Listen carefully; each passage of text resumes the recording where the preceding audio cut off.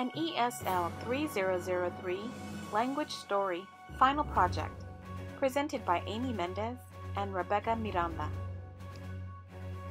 Second Language Acquisition.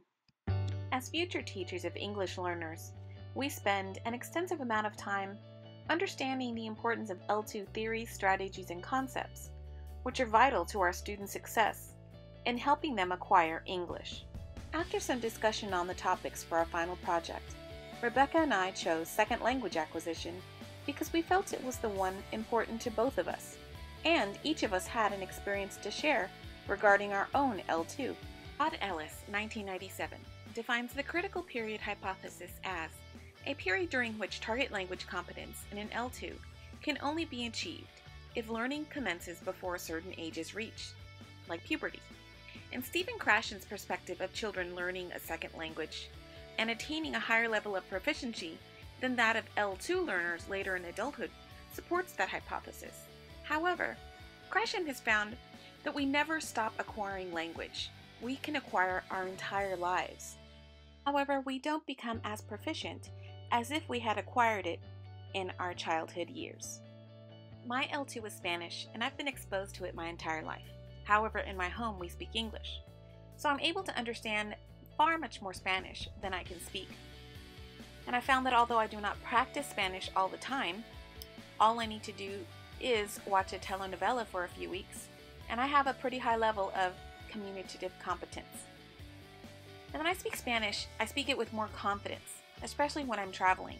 I've been to Spain and Mexico in the past, and I always try to brush up by watching a telenovela or two. However, although I'm able to communicate, I find myself consciously monitoring for pronunciation and syntax errors.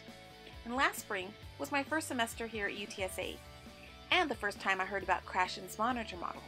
Needless to say, many connections were made for me personally after I read about his theories of language development. Krashen's monitor model theorized that people acquire second language structures in a predictable order only if they obtain comprehensible input and if their anxiety levels are low enough to allow input into their minds. A monitor or internal editing device gradually acquires and applies a sense of correct language usage. As future teachers, let's remember that our English learners may take a few minutes to respond to us because their internal monitors are working. Krashen formulated the natural order hypothesis. This explains that there is a natural order and a predictable order of acquisition of English morphemes. Diaz-Rico and Weed, 2010. Although slightly different for ESL learners, there are similarities in the first and second language acquisition. Having basic knowledge about the first language acquisition is important to better understand the second language acquisition. Hummel, 2014. This cognitive development allows the learner to have metalinguistic awareness, which gives them the means to reflect on their L1 as a tool to learn their L2. This hypothesis is similar to the emergentist view, which says language abilities will emerge in a natural order. This is my experience with the affective filter hypothesis. This filter is crucial because this filter can actually block or assist information to reach the language acquisition device. Diaz-Rico and Weed, 2010. For example, I recently took a Spanish 3 class. Keep in mind this is still at a beginner level. I prepared a lot before the semester started, made hundreds of lexical flashcards, reviewed the Spanish syntax. My self-esteem, confidence, and motivation was high. I walked into class with little anxiety and anxious to learn. But did that turn around quickly? The teacher walks in, reviews the class expectations, and in a snarling way holds out a piece of notebook paper and says, "I want you to turn in your homework on paper." Do you know what loose leaf paper is? She was not very friendly about this. Soon she announces, "Habla solamente español." Desperately, I'm trying to understand what she's saying, but she's talking really fast. I can barely catch every other word. My anxiety level quickly rose. My confidence and motivation quickly gone. My affective filter had blocked any ability for me to learn language. Shaken up by this instructor, I quickly switched to another class.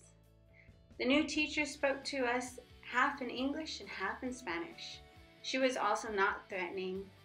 The encouraging environment provided positive affectivity. Spanish, the new language, was able to reach my language acquisition device. Krashen's input hypothesis says that language is acquired in an amazingly simple way when we understand messages. Krashen, 1985. For example, I was able to pass my Spanish 3 class because my new teacher was able to send understandable messages by using telenovelas, pictures, realia, body language, and more importantly, having her students speak to each other. Diaz-Rico and Weed explains Krashen's input hypothesis with the expression I plus 1. Input needs to contain structures at the I plus 1 level for the acquirer to proceed, where I being my current level of Spanish proficiency, plus 1 being the next level of Spanish instruction for me to successfully proceed with Spanish acquisition. Therefore, my classroom teacher was able to make content comprehensible for me to pass my Spanish class. With this in mind, I would like to stress that our future ESL students may not have a choice to switch classes as I did. Also, they may be in culture shock coming from a very different geographical location. So please, try to teach in a non-intrusive way and always be confident in your students' ability to obtain language. We have spent some time tying back our personal L2 experiences to a few of Stephen Krashen's language acquisition theories. Now let's take a listen to how Krashen himself lectures on second language acquisition. Our theory begins with two important words, acquisition and learning. We think, as you may have heard, people have two different ways of getting better in language. You can acquire language, you can learn language, and they're really different. And this is the fundamental concept. Once this one is understood, everything else follows. Acquisition, we sometimes call the natural way, and the synonym for acquisition is picking up a language.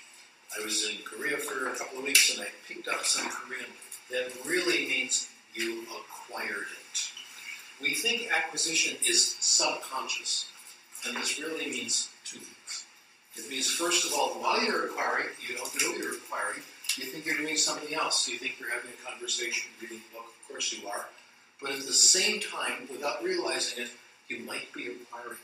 Also, once you're finished acquiring, you're not always aware that anything has happened. The knowledge is represented subconsciously in your brain. Here's an example. Let's say you hear someone make a mistake in English. Has this ever happened to you? Yes. Thank you. Please say yes. Thank you. Okay. When you hear someone make a mistake in English, can you always tell exactly what rule was broken? Say no. Not every time. Not every time. Not every time. I can't either. I'd say about 90-95% of the time I can tell you what rule was broken, but about 5% of the time, 10%, I have a feeling something was wrong, but I can't quite put my finger on it. Are you familiar with that? Yes. That's right. Okay, good. That's what we're talking about, a feeling for correctness. We think the ability to subconsciously pick up language is with us our entire life. It never goes away. Children acquire first language, children acquire second language, teenagers acquire, grown-ups acquire, everybody acquires. The ability to subconsciously pick up language does not disappear at puberty, does not disappear with your midlife crisis, does not disappear when you retire. It goes on and on. I've been very interested in language acquisition among old people lately. I don't know why, but I'm happy to know that it continues. The other process is learning. Acquisition is subconscious, learning is conscious. Learning is what we did in school. Learning in everyday language, when we talk about rules, when we talk about grammar, we're talking about conscious learning. The theory is that error correction helps learning. You make a mistake, someone corrects you, you change your idea of what the rule is. That's how it works in theory. We'll see. The research doesn't shows that it's a very limited process. Now, the next question is, how do we use acquisition and learning? And the easy way to get yourself in the mood for this is to think about what happens to you when you try to speak another language, a language that you don't speak very well. That, I assume, for all of you is a third or fourth language. Okay, so there you are. So there you are, a new teacher in your own classroom, putting yourself in your students' shoes, recalling what it was like with your own L2 experience. And you are outfitted this time with the L2 theories, concepts, and strategies to help your students succeed. We hope you've enjoyed our 3003 Language Story Final Project presentation. Thank you for your time, and good luck.